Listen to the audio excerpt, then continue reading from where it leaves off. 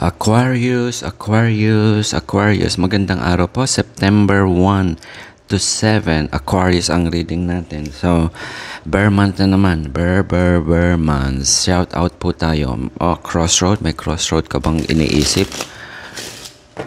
Ano yan?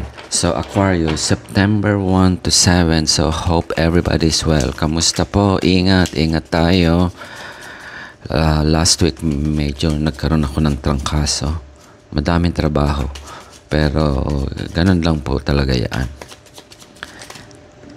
Okay. So, hope na hindi tayo affected sa yung mga kapatid natin, kamag-anak sa baha. Meron na namang bagyo na naman na umalis. Pero, yung masaklap yung baha eh. Meron kang love letter na dumating, Aquarius, or any text message na you want to move on, you want to merong emotion at medyo konting drama, or just some sweet words of messaging na padalan mo ako ng pambili ng bagong sapatos. That's a sweet message. And it's gonna move fast kung ano man yung other content na yun. Be ready. September. Parang mabilisan itong September na ito. Ang dami kong nakita na you have to make a decision. You have to make yung bang after noong Mercury retrograde last month, nabitin, yung dapat matapos noon. Ngayon, maghahabol ka. Maghahabol tayo. Ganon din kami sa opisina. Yan yung sinasabi ko na itong mga ginawa na gagawin natin na ito na kailangan yung tapusin, dapat natapos na ito noong isang taon pa eh. Walang gumagawa. Yes, ayan, hahabulin mo ito, Aquarius. Kasama ka dun sa energy na tatakbo. I can see the stallion here. Because whatever that's news that will come in, simula pa lang yung teaser pa lang yung datanggap mo na yan, Aquarius. Meron pang mas mabilisan dyan. I hope it's good. Ayoko nang masabi na it's not bad. It's bad. Pero we have to be realistic. Not all news are good news. Sometimes no news is good news. Correct? Tama po ba? So, hinihintay mo na yan. You're waiting for that something. Offer ng pag-ibig. Hinihintay mo ba yung boyfriend mo or yung girlfriend mo na sagutin ka about a proposal, or about yung amo is about the idea na sabi mo na gusto mong lumipat ng branch or ng location, o gusto mo nang bumalik sa Pilipinas. Yes, that's the type of energy, and you have to be ready for that. Mukhang darating. Tingnan natin kung ibibigay sa'yo.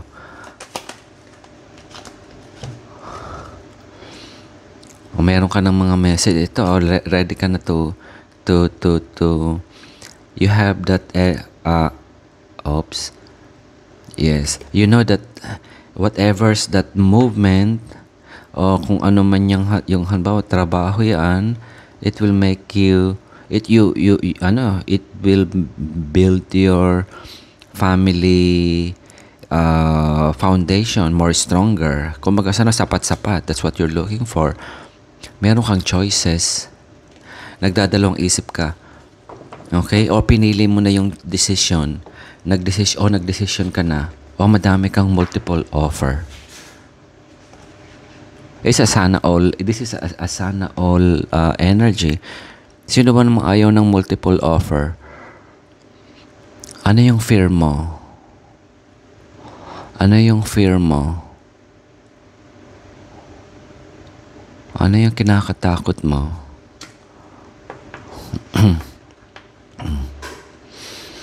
Na mawala yung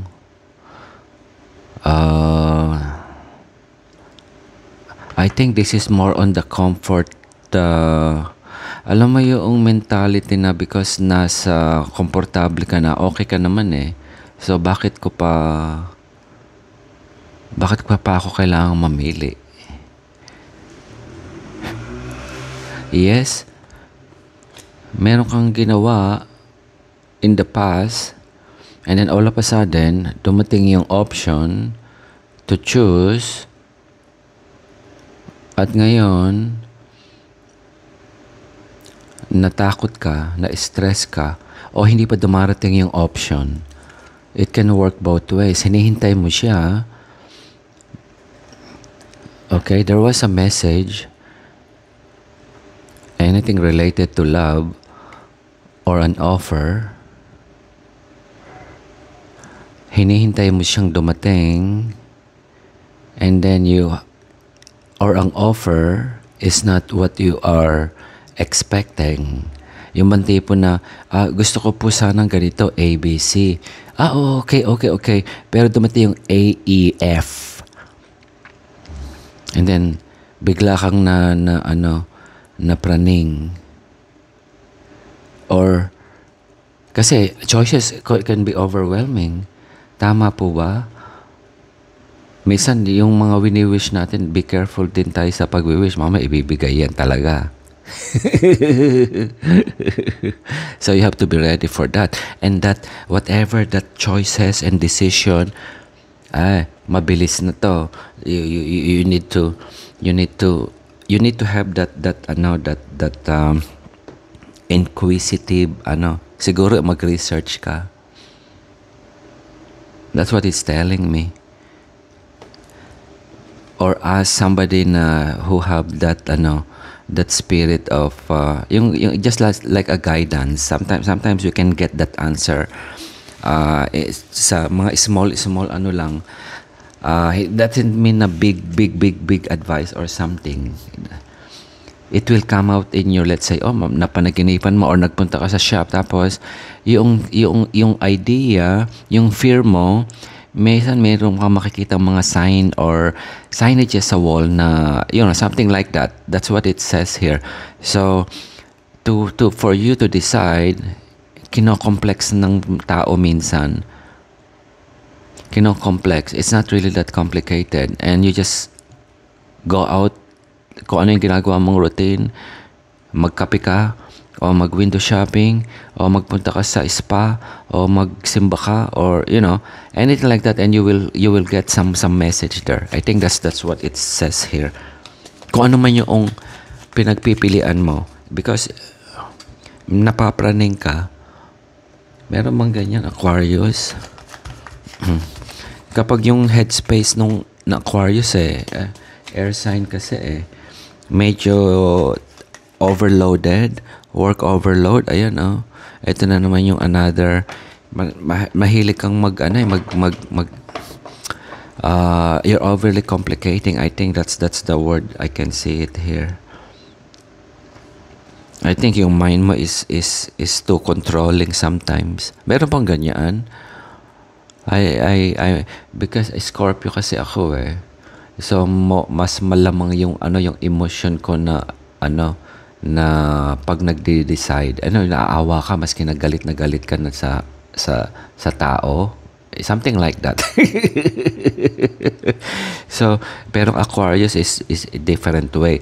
So I'm not saying that you're ruthless, but you have that element of that you can be. Yes, you can be. That's your element. Hindi na natin mapapalitan yan. That's our personality. Ano na yan, given na yan. So we cannot be explained by science. Okay? Yes. So that's true.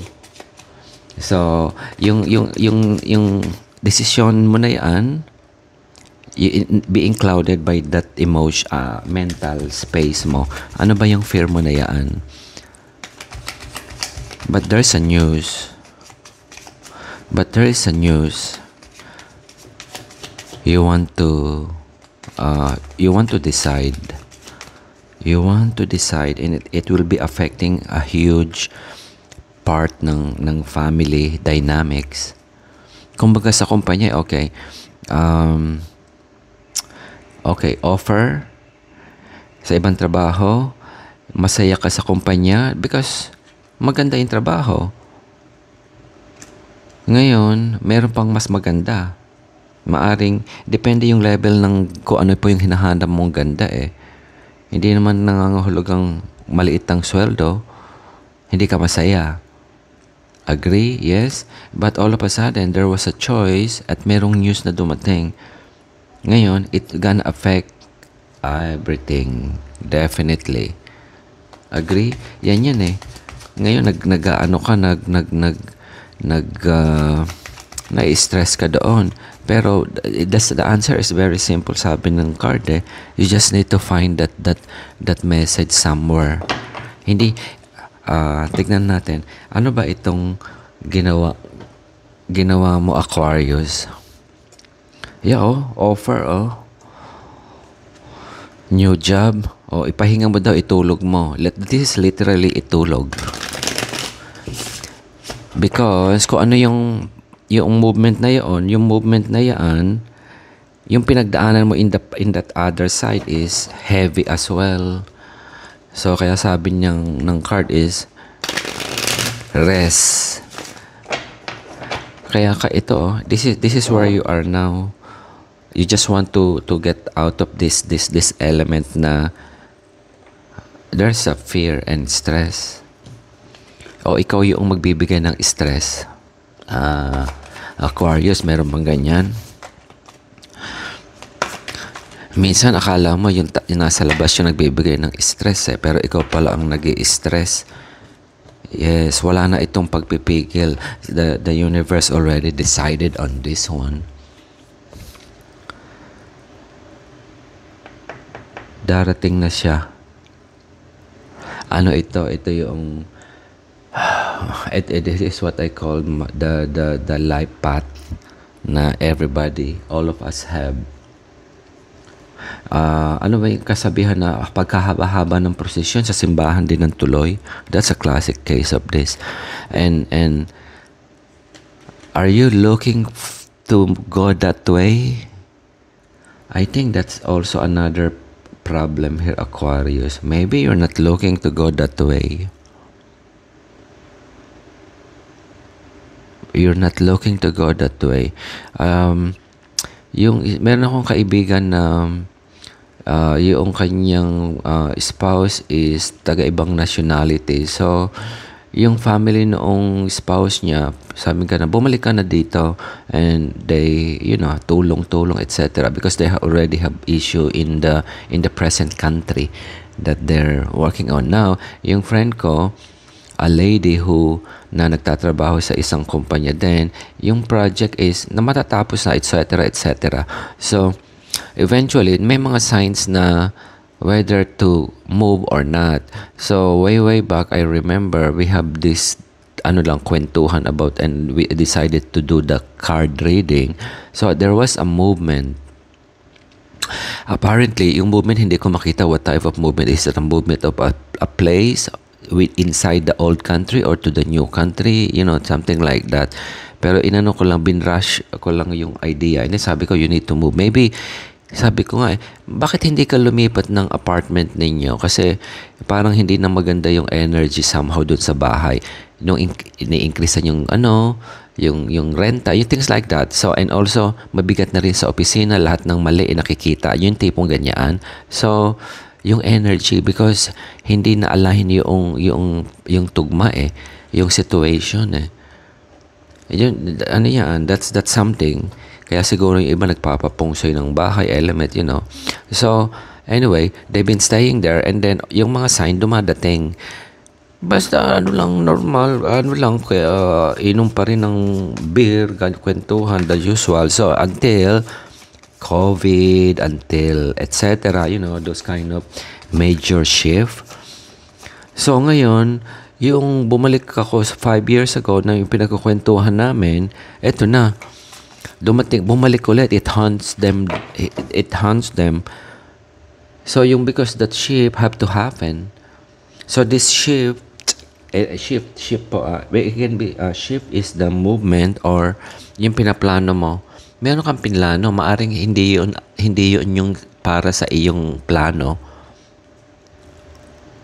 or the expectation again, Aquarius, is different from the plan.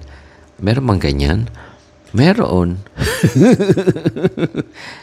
mga curveball na tinatawag. Yung nga ABC, gusto pero dumating is B, D, E, F, something. Correct? So, hanapin mo yung answer na yun. But it's already a done deal. Aquarius. Kuha pa tayo ng kuha lang ako ng isa and then kuha pa ako ng oracle card. Meron mang ganyan, Aquarius. Ito it's a good, for me, it's a good, kasi ako, Scorpio ako kaya, ako, ito na naman siya, 10, sa October ba ito darating?